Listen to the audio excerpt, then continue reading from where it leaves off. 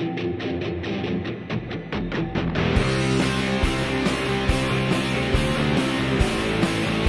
semuanya, kembali lagi bersama saya di channel Imanime Celebes, sebuah channel yang akan membahas tentang semua hal unik yang ada di Sulawesi Selatan dan masih banyak lagi.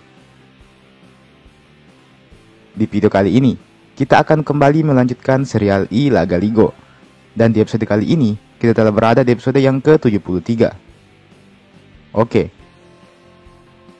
Sebelum kita memasuki pembahasan, seperti biasa, saya mau mengajak teman-teman semua buat yang belum subscribe, supaya bisa terlebih dahulu ditekan tombol subscribe-nya, supaya channel ini bisa terus berkembang dan memberikan informasi, hiburan, serta wawasan kepada kita semua. Oke? Kalau sudah, langsung saja, mari kita masuk ke pembahasan. Inilah dia I Laga Ligo Series, episode yang ke-73.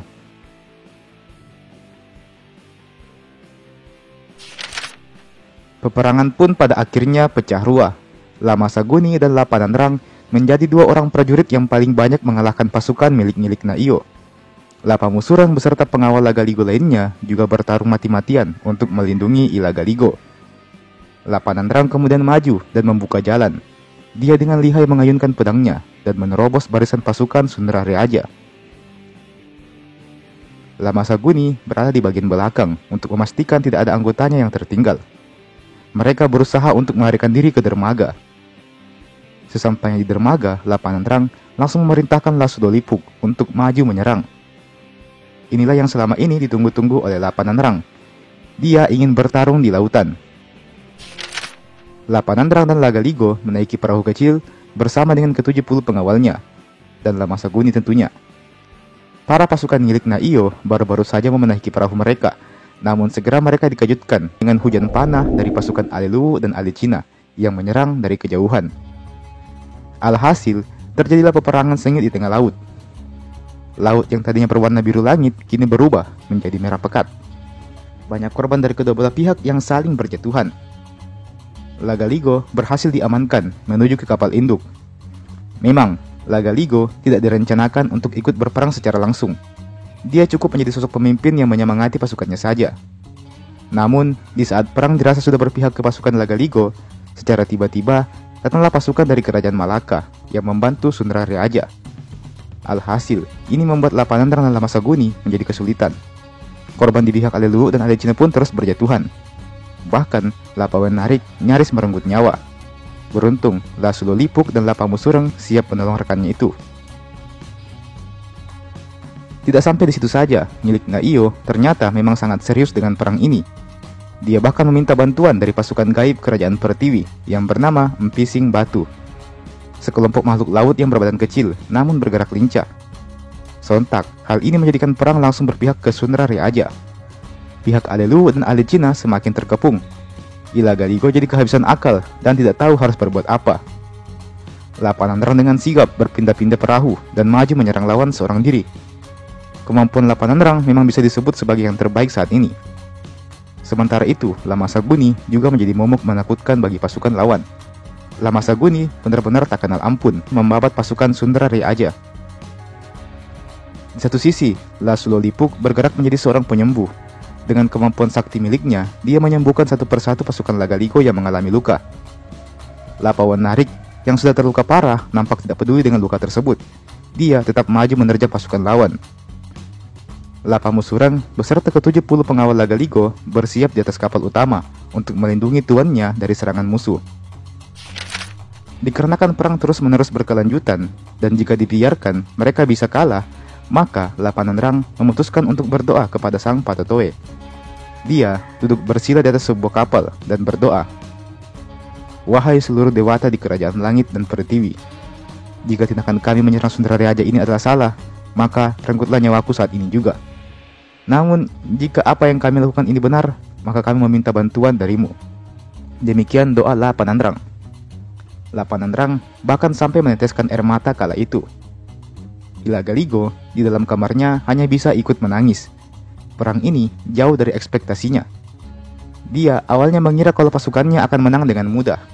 Namun, di luar dugaan, kehadiran kerajaan Malaka dan juga pasukan gaib dari Pertiwi membuat pasukannya kini berada di ambang kekalahan. Beruntung, doa Lapanandrang ini didengar langsung oleh Wetendri Abang di Kerajaan Langit. Wetendri Abang yang tidak tega menyaksikan sepupunya sampai meneteskan air mata pun segera meminta suaminya, yakni Rambang Rilangi, untuk turun ke bumi dan membantu pasukan Lagaligo. Rambang Rilangi awalnya menolak dan tidak mau mencampuri urusan manusia di bumi. Namun berkat ancaman cerai yang dilayangkan oleh Wetendri Abang, maka terpaksa Rambang Rilangi pun langsung turun ke bumi. Di bumi, dia langsung menemui Ilagaligo yang nampaknya tidak bisa melihat sosok Rambang Rilangi ini. Ilagaligo hanya mampu mendengar suaranya saja. Meski begitu, Lagaligo tahu bahwa yang dia dengar saat ini adalah suara seorang dewa dari Kerajaan Langit. "Aku adalah Rambang Rilangi, suami dari saudara kembar ayahmu, Wetendri Abang," demikian ucapnya. "Aku akan memberikanmu sebuah cincin. Jika cincin ini kamu pakai, maka akan turun hujan yang airnya akan membuat musuhmu jadi gatal-gatal. Jangan khawatir, pasukanmu tidak akan ikut gatal. Malah sebaliknya, semua pasukanmu yang telah mati tapi belum tercebur ke laut akan bangkit dan hidup kembali." Demikian penjelasan Rambang Rilangi. Setelah itu, dia pun kembali ke Kerajaan Langit. Cincin tersebut langsung diambil oleh Lagaligo. Dengan bermodalkan cincin tersebut, Lagaligo keluar dari kamarnya. Dia menjelaskan ke Lapanandrang kalau doanya sudah dikabulkan. Maka, Lapanandrang pun mengizinkan Lagaligo untuk ikut berperang. Ilagaligo nampak gagah dengan pakaian kebesarannya. Di sekelilingnya nampak Lapamusurang dan kawan-kawannya siap mengawal Lagaligo. Namun, belum juga Lagaligo memakai cincin tersebut, tiba-tiba hujan pun turun dan membuat pasukannya gatal-gatal. Lagaligo jelas kaget bukan main. Ada apa gerangan? Rupanya, milik Naiyo telah mendapatkan kekuatan yang sama dengan Lagaligo. Hujan tersebut adalah ulahnya. Bedanya, jika Lagaligo dibantu oleh Kerajaan Langit, milik Naiyo justru dibantu oleh Kerajaan Pertiwi yang ada di bawah laut. Peperangan pun berlangsung semakin sengit. Namun siapa sangka, cincin pemberian Rambang Rilangi ini juga bisa berguna sebagai senjata. Lagaligo langsung menggunakan cincin tersebut dan membantai setiap pasukan yang mendekatinya. Lagaligo bersama dengan ke-70 pengawalnya maju menerjang perang dengan satu misi, yakni menangkap milik Naiyo. Lapanandrang menjadi komandan penuh. Dia bertarung sekaligus terus meneriakkan kata-kata penyemangat untuk para pasukannya. Lapawenarik yang lagi-lagi hampir terbunuh langsung bangkit seketika. Entah sudah berapa kali dia hampir mati di perang itu, namun lagi-lagi tekad kuatnya berhasil membuatnya selamat dari kematian. Lasulolipuk bertindak sebagai dukun yang terus mengobati luka para rekan-rekan seperjuangannya. Sedangkan Lamasaguni maju seorang diri dan duel dengan pemimpin dari pasukan Malaka.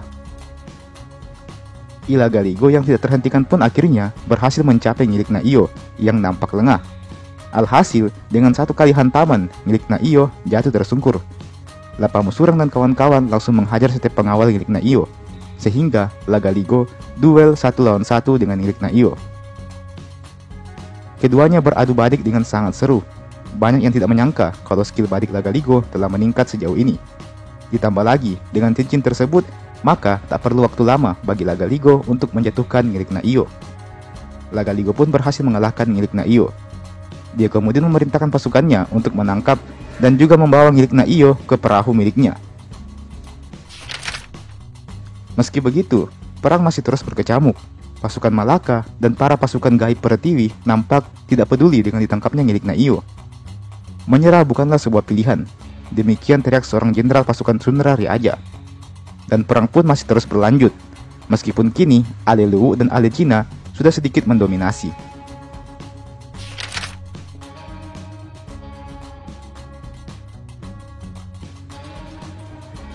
Dan teman-teman, itulah tadi Ilagaligo series episode yang ke-73. Kita masih akan lanjutkan lagi. Mungkin beberapa hari setelah video ini saya upload. Jadi silahkan stay tune terus di channel ini. Oke? Jangan lupa untuk like ini video, jangan lupa untuk share ini video ke teman-teman yang lain, dan jangan lupa juga untuk subscribe ke channel ini. Nyalakan juga loncengnya supaya tidak ketinggalan kalau ada video baru yang saya upload di channel ini. Oke? Terakhir saya ucapkan terima kasih banyak buat teman-teman semua yang telah menonton sampai habis, dan sampai jumpa, sampai bertemu lagi di video berikutnya.